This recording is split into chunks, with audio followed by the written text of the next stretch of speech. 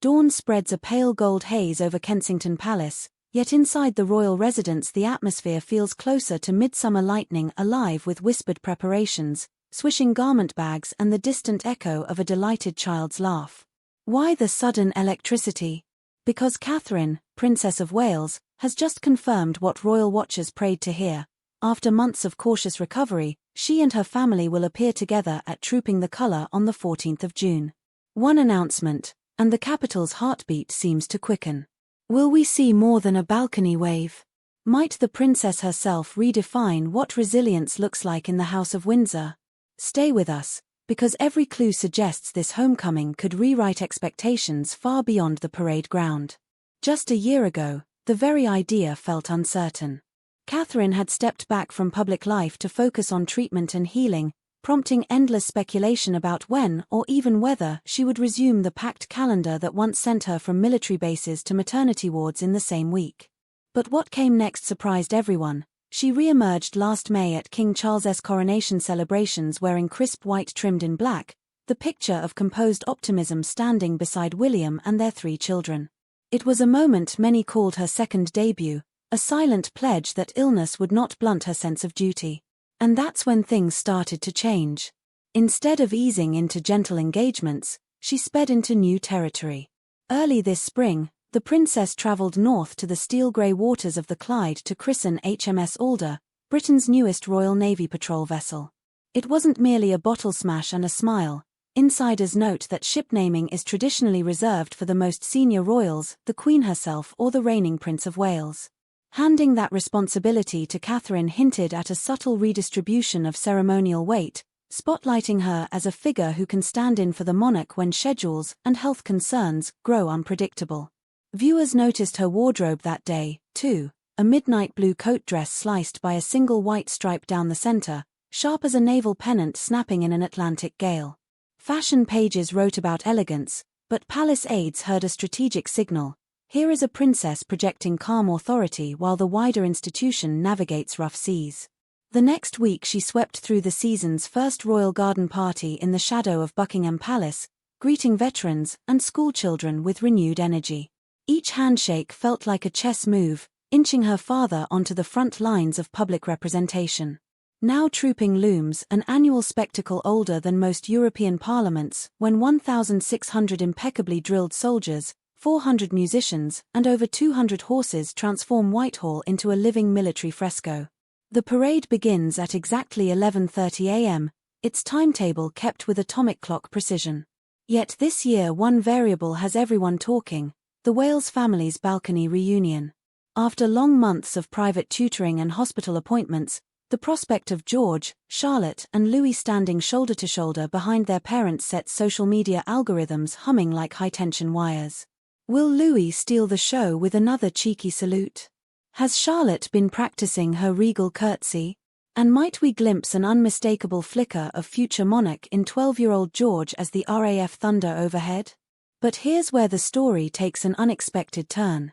Catherine's return isn't simply a feel-good footnote. It lands at a moment when King Charles, still battling his own cancer diagnosis, relies on senior relatives to shoulder heavier loads. Courtiers confirm that Charles and Queen Camilla will process in the Irish state coach, waving steadily from behind its gilded glass. Close by, Prince William, now Colonel of the Welsh Guards, will ride in scarlet uniform, the leek badge of his regiment glinting gold against the morning sun. If anyone wondered whether the crown could balance continuity and compassion, this living tableau may provide the answer. Yet questions linger in the wings. Will Lady Louise Windsor join the balcony lineup again, repeating last year's surprise cameo, or will university exams claim her? Will her younger brother James, Earl of Wessex, finally trade textbooks for bearskin cap and make his debut? And which cousin, Gloucester, Kent, perhaps the ever-unflappable princess and will flank King Charles as the jets carve red, white and blue vortices above the palace roof? Every placement sends a message, every absence invites speculation. Meanwhile, Catherine keeps adding subtle chapters to her comeback story. Only days ago, commuters in East London gasped when a sleek convoy slid outside the Victoria and Albert Museum's new storehouse. Out stepped the princess in a midnight navy Alexander McQueen suit, white tee, and stilettos sharp enough to rival any curator's scalpel. Guides offered her flat shoes to navigate the building's metal grid floors. She declined with a gracious smile and a steady hand on the railing.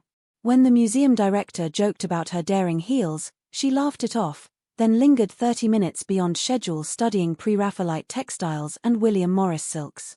"The twist here is incredible," she murmured to staff, eyes fixed on a century-old room divider, an unscripted remark that floated up through the rafters like a gift to headline writers. Why does that small detail matter? Because it proves her curiosity hasn't dimmed one lumen, and that the arts history graduate who once wrote essays on Renaissance portraiture still finds solace among canvas and spool. For a public adapting to the reality of royal health setbacks, such moments reassure them that their Princess of Wales remains very much her own person, intellectual, meticulous, quietly bold. But what came next surprised everyone again. Sources close to Kensington Palace revealed that Catherine personally requested a briefing on the choreography of this year's trooping, down to the pacing of the Scots Guards and the cadence of Rule, Britannia. The reason? She intends to prepare her children so thoroughly that even 6-year-old Louis will know precisely when to follow his father's salute.